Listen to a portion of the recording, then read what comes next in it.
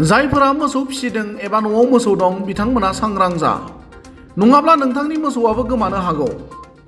चिरां जिल्लानि रौमारि बिरहांगाव बायदि राजा लामानि साहा थानाय ओनसोलफोराव गोबां साननिफ्रायनो मोसौ सिखावनि उदखारा बांबोदों। बे ओनसोलनि गोबां नखरा गावनि न'आव फिसिनाय मोसौखौ खावजानायाव जोबोद जेंनायाव गोग्लैनांदों।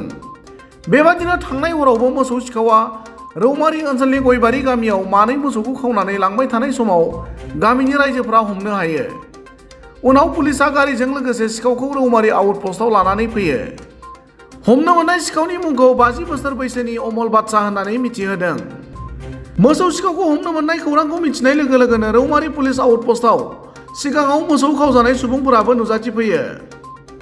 बै मोसौ खावजानाय सुबुंफोरा मोसौ खावजानायनि सोमोन्दै समनि रादाबनि सिगाङाव ओरैबायदि बुङो। मोसौआ गोमानाया 15 दिनसो जाबाय। माब्रै लाबोदों आंनिफ्राय मोसौ हालुवा मानै ओमफ्राय गाबिन गोनां मासे ओमफ्राय आङो 30,000नि मोसौ क्रस होना गाइखेर जानो होननानै माबादोंमोन। बेबो फिसा होबायमोन ओमफ्राय फिसाया थाबोदों। दा बे माब्रैखौ लाबोनाय जादों आरो माबा बोदोंमोन बोनाया ओमफ्राय मासे माबाया दुब्लि बारियावनो मोसौखौ खुन्थिया दोनानै गालांदों आरोखि ओमफ्राय माब्रैखौ थिखांनानै लाबोदों आरो। मैया जिथु मोसौखौ हमनो मोननाय मोसौजों मानसिजों बेयावहाय नोंथांनि मोसौआ दं नामा? मोसौआथ' जेन'बा गैया बिसोरो जेन'बा सिथारनानै जाबाय जानो हागौ बेनो आरो। दा बे मैया जाय सिखावखौ हमनो मोननाय बे सिखावखौनो हमदों होनना नोंथाङा सानमारो नामा? आंथ' सानो बेथ' जोंनिनो एरियानिनो मानसि गामि खाथि खाथिनिनो मानसि। ओमफ्राय नोंथांना गामिया मा? आंना खल'बारि। खल'बारि। औ। दा नोंथांमोना नुनो मोनबाय नैबे बिथांनिफ्राय माब्रै मोसौ गोमादों आरो बेबायदिनो गुबुन सासे मोसौ गोमानाय बिथां नैबे आदैनिफ्रायबो मिथिनानै लागोन आदैनिफ्रायबो मोसौ गोमादों। माबेसे गोमादों आदैना? आंनिया दा बर्थमान माखासेया थालांदों ओमफ्राय मासे एखे बुरजा मोसौआनो एखे लांथारदोंबा।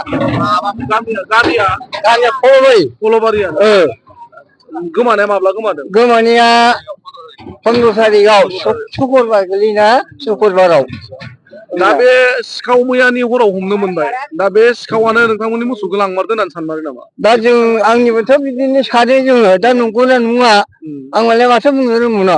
नुनो मोनबाय नोंथांमोना माने बे चिरां जिल्लानि ओरैहाय नेसनेल हाइवेनि साहा फारसे थानाय माखासे गामिफोरावहाय बावैसो साननिफ्राय बेबायदिनो गोबां मोसौ गोमाबाय थानाय रायजो राजाफ्रा बुंदों। जों बेबायदिनो आरोबाव गुबुन सासे सुबुंनिफ्राय मिथिना लानो नाजागोन। बेबायदिनो आङो मुस्लिम कमिउनिटिनि सासे सुबुं मोसौ गोमाजानाय बिथांनिफ्रायबो मिथिनानै लानो नाजागोन। আপনার গরু হেরাইছিলে? মোৰ হাৰাইছিল দুটা একদম গাভিন গৰু। আজি 15-20 দিন মান হ'ল। আজিলৈকে পোৱা নাই আৰু আমাৰ ভাগিনৰ 4টা লৈছে, 3টা গাই গৰু আৰু একটা দামৰা। 3 দিনকাৰ পোৱালি থৈ কিনে গাইটো লৈ গৈছে। যোৱা ৰাত্ৰি মানে গৰু চুৰ ধৰা পৰিলে, কি ক'ব এতিয়া? এতিয়া এইগিলা কিবা শাস্তি দিব লাগে যাতে ভৱিষ্যতে আৰু নহয়। আপনার গাঁওটো কি আছিলে? নেপালপাৰা। নেপালপাৰা। আজিলৈ নেপালপাৰা অঞ্চলত কেইটামান গৰু হেৰাল? এইটোতো আমি লিষ্ট কৰা নাই। গৰু হেৰাইছে, বহুত গৰু হেৰাইছে, বহুত হেৰাইছে, মাজে মধ্যে হারাই থাকে। নেপালপাড়া চিরাং ইয়েতে থাকি আর কি, নেপালপাড়া করে কয় থানা, যেমন আঙ্গুরি ডালিগাঁও পড়ে। আমারও মানে 4টা গরু হারাইছে। মানে রাতে ছোট ছোট মানে একটা বিয়ানি হয়েছে মোটামুটি 3 দিন আর একটা হলো 1 মাস।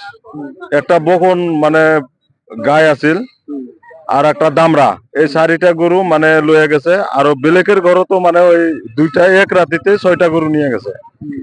মানে আমরা হলাম দুঃখিয়া মানুষ, মানে গরু পালন করে খাই।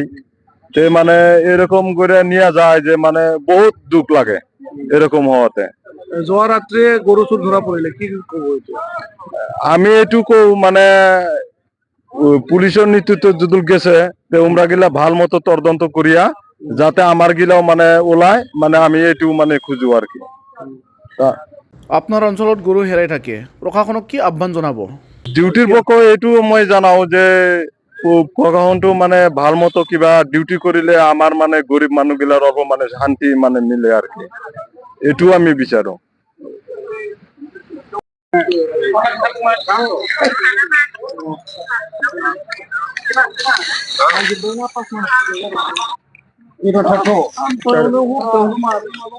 दाख्लैसो लांदोंमोन बिसिनिखौ माब्रै गाबोन मोसौ लांबा मारै गारि बायनो हाया जागौ मानो लाख लाख थाखा दाख्लैथ' निजिनाया माबा रौमारिना 3 लाख 4 लाखनि बारा दङ मोसौआ बै बारायसोना फाथानिया होमबालाय बिबो होनबालाय आंहाथ' मोजां होननानै नेबाय थादोंमोन आइसेनबो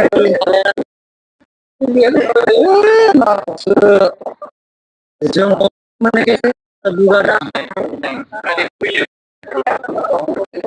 তিনটা বাজার রাস্তা থাকে তো কাটা সেল কত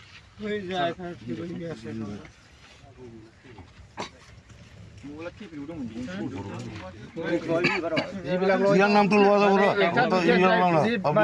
ফোন করেছি সব সুইচ হয়ে যায় নাম্বারটা যে মানে এই নাম্বার মোবাইলে যে ফোন করছে একটা দুইটা বাজার সব সুইচ হয়েছে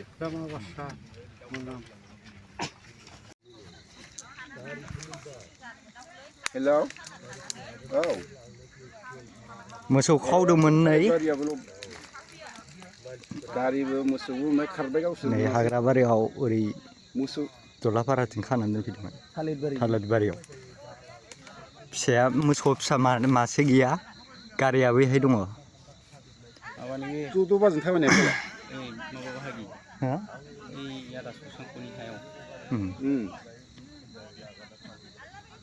मोसौजों लोगोसे नै गारिखौबो मोनबाय जोङो गारिया जाहैबाय AS 18 ASC 3465 बे गारिमोन गारिया बेयाव थिखोदोंमोन जों खुनुरुखुम नागिरफैनानै मोनफैनाय जाबाय आरो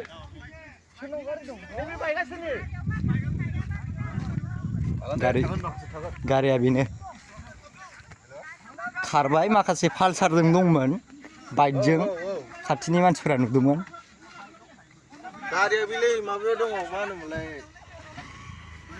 बे माबा दा टाइमा खयथा जाखो जोङो नागिरदोंमोन 1टासोआवनो दा 2:50 मोनफैबाय आरो जों माबायाव थालिर बारियाव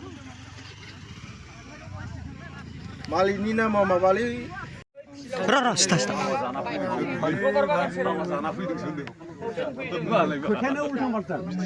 दाउखा नोगोरनि होननाया बोरैथो हास्लाबानि होनलाय दहाय दाउखा नोगोरनि हारसियानो दङ मोसौखौ लाबोदों